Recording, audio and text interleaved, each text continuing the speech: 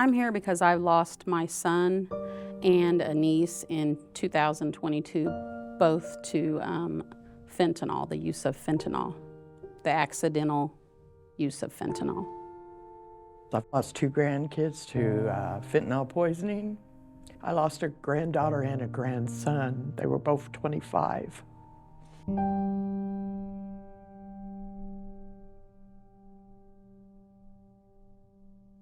Neither one of them knew that fentanyl was in what they ingested. My son, it was just one pill. It was the first time he ever, that I know of, took a pill. My niece was an addict, but she was not an addict of fentanyl. She was an addict of methamphetamines, but she wasn't aware that the fentanyl was in the drug that she had taken. My granddaughter was an active drug user, but she didn't plan on dying. My grandson had insomnia and he ran out of his medication, so he had an acquaintance get him some Xanax. It wasn't Xanax, it was fentanyl. He just wanted to go to sleep so he could go to work. In my son's case, he suffered from insomnia, and he had been up almost an entire day, and he thought he had got a Xanax from someone he assumed he could he trusted, and he took it and never woke up. So he was a part of the one pill can kill situation. When my niece passed away, not that she should have passed away, not that she chose to pass away, but I really never ever thought one of my kids, because, I've always been brutally honest to them about, drugs and addiction, because my mother was an addict and she's in recovery over 20 years. So, I've always been brutally honest with them, and I just thought, not my kids, and it happened to me. I lost them 6 months apart. When they told me that Katie died of a drug overdose and it was fentanyl, I didn't know what that was, When we lost Shawn, Shawn didn't do drugs. Shawn had nothing else in his system. So I started checking out what this fentanyl is. It's an evil poison, an evil poison.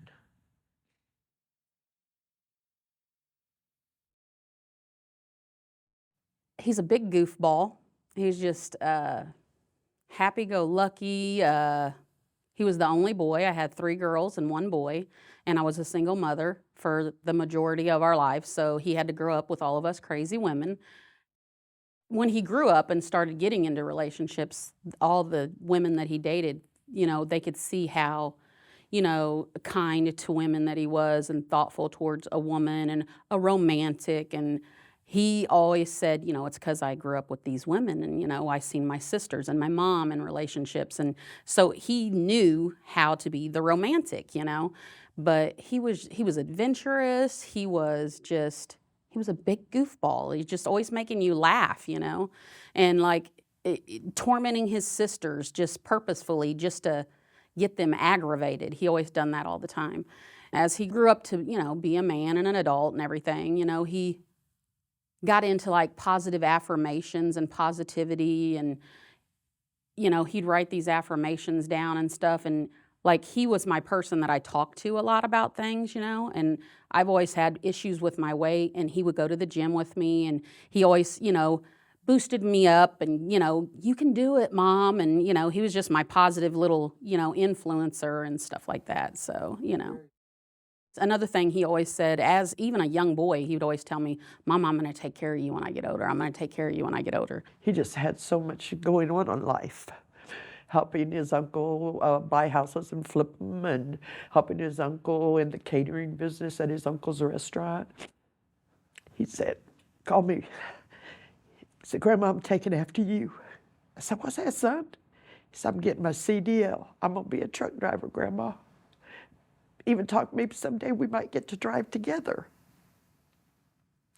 So he got his CDL and started working for FedEx. He was so proud. He was doing, he was going places. He was going to take care of his mama and his grandma. He was making very good money, and he told me, he says, "See, Mama, now I can take care of you."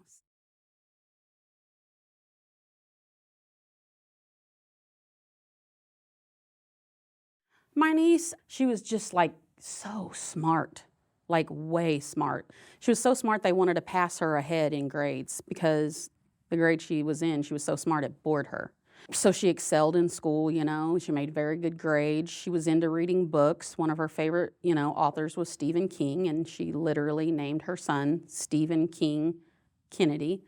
She was just, I don't know, she just thought outside the box. She was like the different kid. She was unique, She always had a different color hair, and she had lots of piercings. She liked piercings and tattoos and things like that, and she was just like a hippie flower child kind of kid.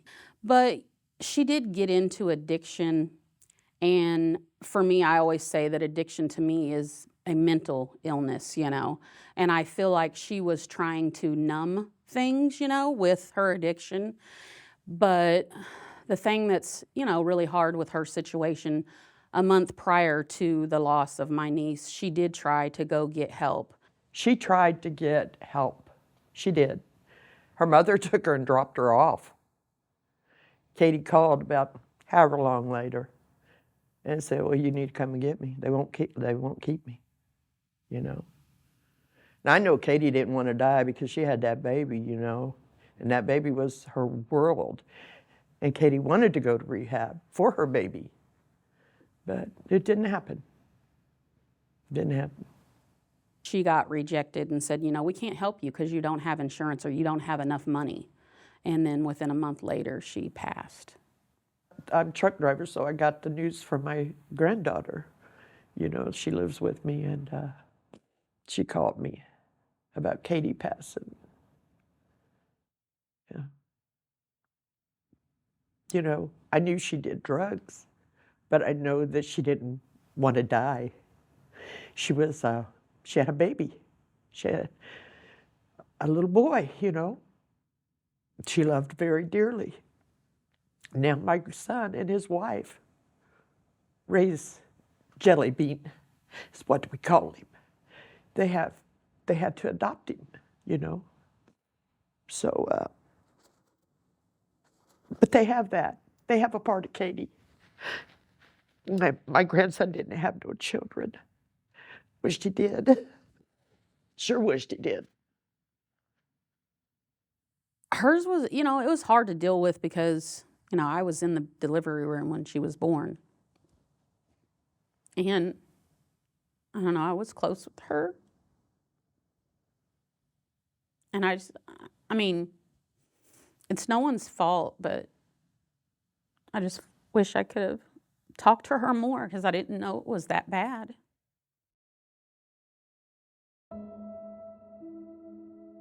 Katie passed in February, and my son passed in September. By that happening to her, my son knew, he knew. I just thought in a million years that would never happen, especially not that far from his cousin. I was in Arizona. I'm a truck driver, like I said, and I was in Arizona. My partner said, "Lillie, wake up and answer your phone." My job had got a hold of him because I was asleep. And it was my fiance. And he said, "Lillie, first I want to tell you I love you." I remember that call. And I said, "Who is it?" He said, "Shawn. Shawn's gone."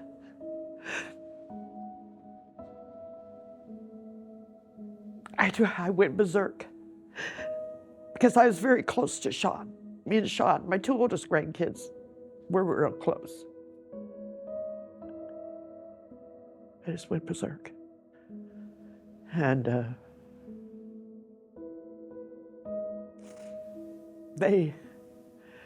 my job and my partner and my fiance, they had it all planned out. They were getting me an airplane ticket. Lillie don't fly. But they got me into a little airport in Flagstaff, Arizona, and flew me back home. I drove straight to Kansas City from Springfield, Missouri.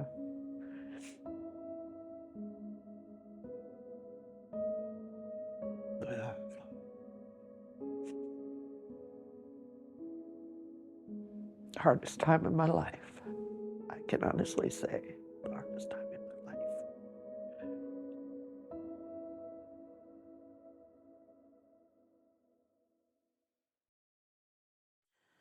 Well, my son lived down the street from me. Like, literally, I could walk to his house if I wanted to. He lived with, it's not his biological uncle and aunt, but it is his uncle and aunt. You know, it's my brother. He's a black man, but that's my family. And Shawn had just been down to my house. He was down there, what's it, Sunday? He was down there Sunday and Monday. And him and his girlfriend had celebrated their anniversary over that weekend. And they came down by the house and they were having a little spat. And and Shawn was upset. And I told Shawn, I was like, you know what? She said, give her time.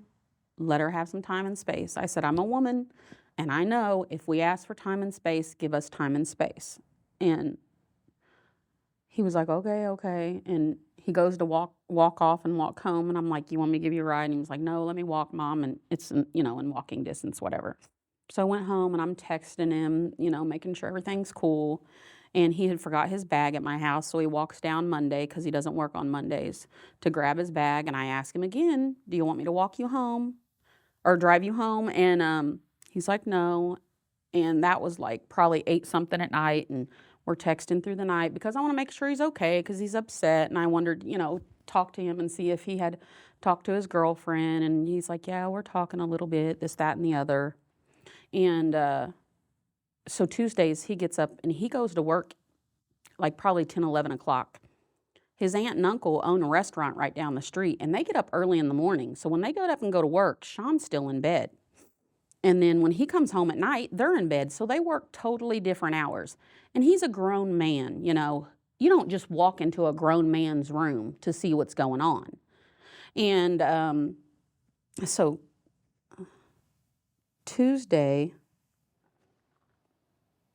Yeah, it was Tuesday. I hadn't hardly heard from him much, and went to bed, got up, and his girlfriend's like, I can't get a hold of Shawn.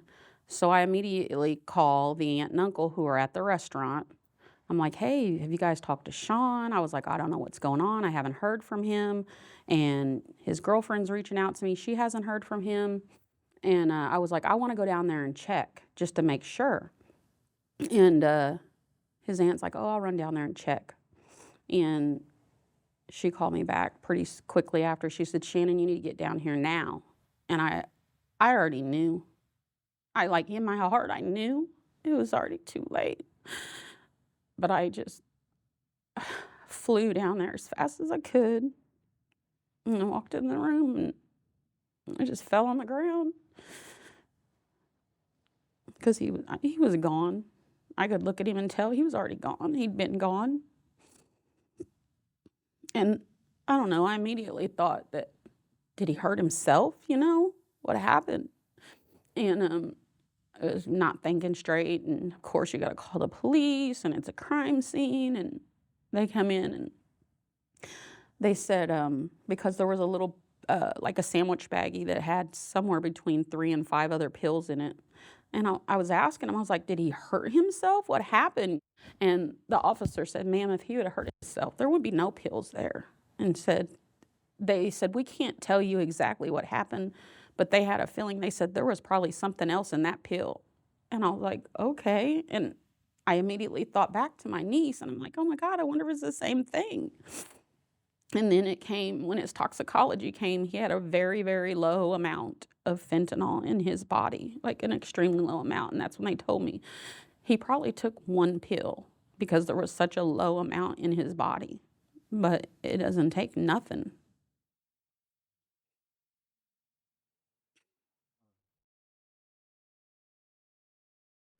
They took his phone, they took the pills. I mean, I called nonstop because I feel like that's what I need to do.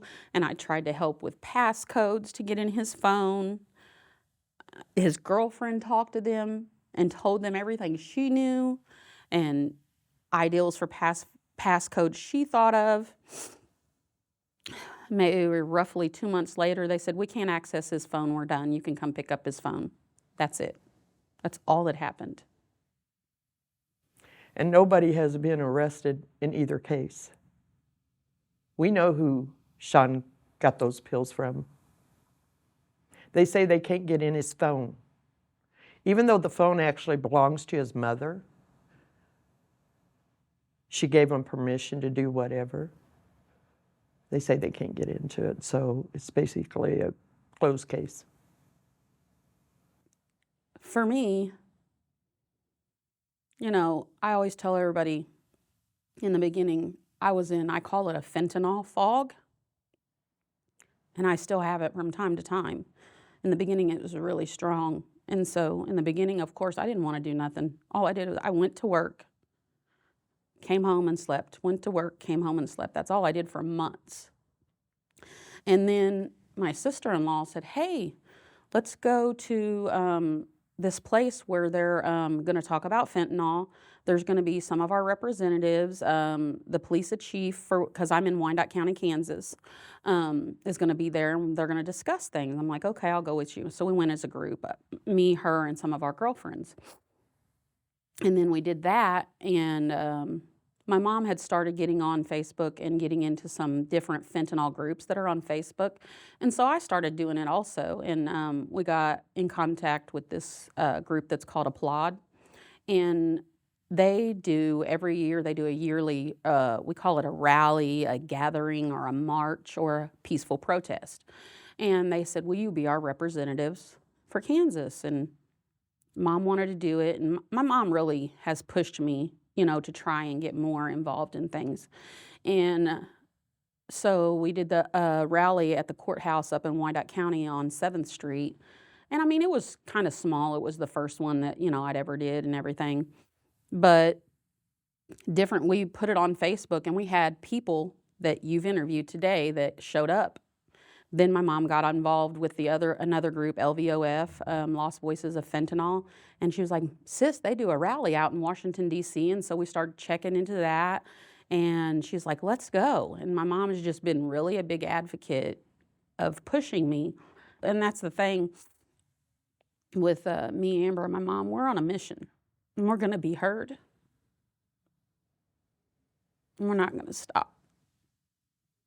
It's so therapeutic, because when I'm in my zone doing the stuff to help the page and get the awareness out, not that I will ever forget my child, and never, never, never will, but I feel like I'm doing something in his name, like I didn't lose him in vain, because I'm, I feel like I'm making a bigger impact with what me and Amber and my mom and the group we're doing.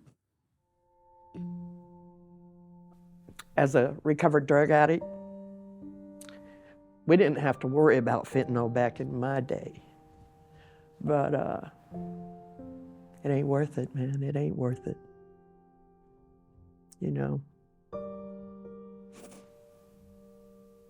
And I hope that by us telling Shawn and Katie's stories, that we can save just one. I helped save one. I've done my job. Hope it's more.